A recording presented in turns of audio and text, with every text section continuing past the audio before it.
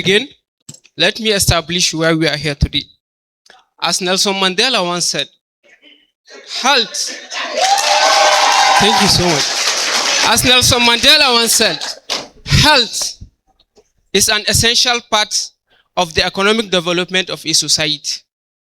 Jim Yong Kim, the former president of the World Bank, put it this way. He said, investing in health is investing in growth. A healthy community is healthy people are the building blocks of a prosperous community. We all know Ban Ki-moon, the former Secretary General of United Nations. So, Ban Ki-moon reminds us that health is the cornerstone of both human and economic development. So, what are these three great leaders trying to tell us? They are trying to tell us that health drives productivity. Productivity drives economy, and economy, a strong economy, sustains a nation. Thank you. Before I proceed, I would like to establish the protocols. Good day, invited guests, respected judges, distinguished organizers, my fellow contestants, and all the beautiful ladies and handsome gentlemen here today. Let me tell you something. Let me tell you about a lady. There's a lady called Kulu. She's a widow that survives on daily wages. That means if she doesn't work today, there's no food for her family tomorrow. 2 weeks ago, her 6-year-old daughter, she fell sick at night with a very high fever. She had a choice. It's either to stay at home and lose food for the next day, or she go out and risk it all. So the next morning, she came out and did her work. She gathered the little money she had. By evening, she was on her way to the clinic, which was 3 hours ago from her location. So when she got to the clinic, it was already night. She had to wait for a doctor the next morning. In the morning, she was told that, sorry, the doctor is fully booked. You have to wait till the next morning. She can't go back to her community with her daughter 6, which is 3 hours away from her own community. So she had no choice than to stay that day for the next morning. She has to stay all that day to the next morning to see the doctor. And recently, at that facility, there was an outbreak of an airborne disease. By morning when she was attended, the condition of her daughter has worsened, and she was diagnosed to have contacted that airborne disease that has break out in that facility. In 48 hours, what should have been treated has become a worsened case, and the daughter, she has to be quarantined. If you look at this, Fatima now is now stranded. She doesn't have her money. She doesn't have food to eat. She didn't do her work. She's left with a sick daughter and a hospital bill she can't afford.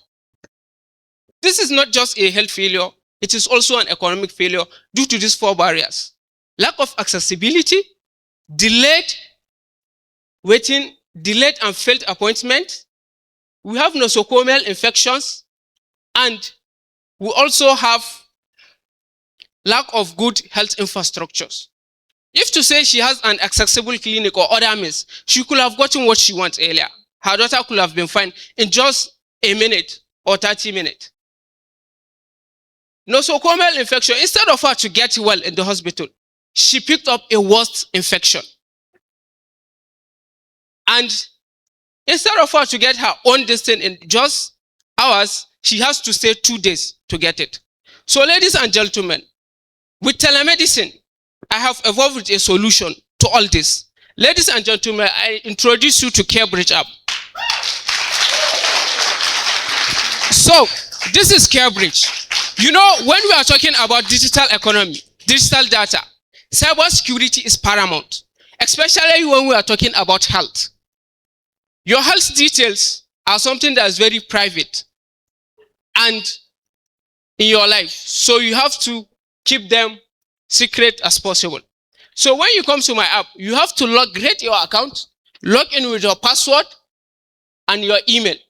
So after you log in, As you can see, the dashboard is very simple. So, as you can see, where you used to come, this CareBridge is an AI-assisted triage. It contains telemedicine. You can book doctor's appointment and also consultations. So now, let me start by this start triage. Please, can you click this start triage? So it will tell you what brings you in today. I can just tell them maybe I'm having headache or I'm not feeling well. So how long have you been having this? It will ask you. I can just say 2 days. Then I will press next. It will tell me to select my symptoms. Then I will select headache, fever, and fatigue. So we say next. It will tell me to put my vitals. If they are accessible to me, I'll put it. If they are not compulsory. Then I'll say get assessment. So my AI-assisted triage will recommend a diagnosis for me. Can you see? It is saying it's recommended a specialist for me, a doctor that I will see, general practice. It recommended me to monitor body temperature, hydration levels, schedule an appointment with a primary care provider within 24 to 48 hours of physical examination. And it will take me to where I can book my appointment. If it's a simple case, you can use this to give yourself a first aid. If not, you book an appointment with a doctor. We have many doctors from across the country that we are going to inculcate into this app. Across the country, you can get doctors. So here, in booking your appointment, we have telemedicine and in-person. In telemedicine, we are going to have one-on-one virtual discussion through video call with your doctor. Like in case of Fatima, she could have just gone telemedicine. She selects a doctor that understands Hausa since she's in a rural area. The doctor will tell her, Fatima ya ankai, yarinya ta bata da lahiya tana da zazzabi. To Fatima ga abun da zaki ko ga maganin da zaki sai ki bata. Shikenan an gama. If I want to see a doctor too, if you want to book an appointment at the hospital, like someone like the Honorable Commissioner or the Permanent Secretary that's very busy, he doesn't want wasting of time. He will just come to this app, book an appointment with doctor 9:30, put it in his schedules. Immediately he goes there, the doctor is there. He has already inputted his symptoms and the app has suggested to the doctor what is wrong with Permanent Secretary. Permanent Secretary will just see the doctor 9:30 and he continues with his schedules. No waiting. Imagine our Chief Judge wake up, he's feeling fatigued and not feeling well.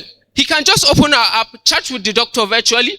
The doctor will recommend what he needs. Maybe you tell the judge, you need more rest. The judge will just sleep. After 2 hours, he wakes up, he's doing well. Let's go. So this is where you can do it. So please go back to the dashboard.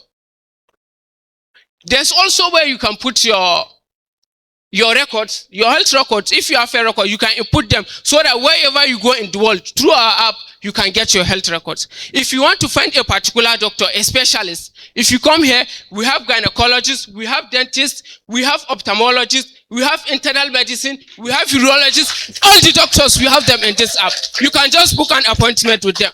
If you go to provider view, this is where our physicians will enter, see the doctors, patients that are booked appointment with them, consult with them, and that's all. So, with that, this is if they enter, you can see, but it also suggests to the physicians that this one is having a moderate condition, this one is having mild and severe. Red is for severe, yellow is for moderate, and green is for mild. So, and in the future, we are not just staying in Nigeria, we are going to take our app global. If you want to consult with a doctor in China, our AI assistant triage will just help you translate it virtually. Like I'm communicating with a doctor in China. I will tell him, good day doctor, my name is ABDULRAHMAN SAIDU. But the doctor will be hearing, Chuan ABDULRAHMAN SAIDU, Chuan. So ladies and gentlemen, this app is the future. This app will be the future of Nigeria's economy. This app will be generating around 14 million monthly for Nigeria. So with this app, Nigeria doesn't need to rely on petrol again. My dear investors, if you invest in this app, I'm going to make you richer than Bill Gates, Jeff Bezos, and the rest. Ladies and gentlemen, this app in the future, I'm going to incorporate where in case of emergency, you can, in case of accident on the road, You don't need to rush. You just enter, even if you don't have health knowledge. If the person has fracture, this app will guide you on how to give that person first aid. Ladies and gentlemen, this is CareBridge app. This is the future.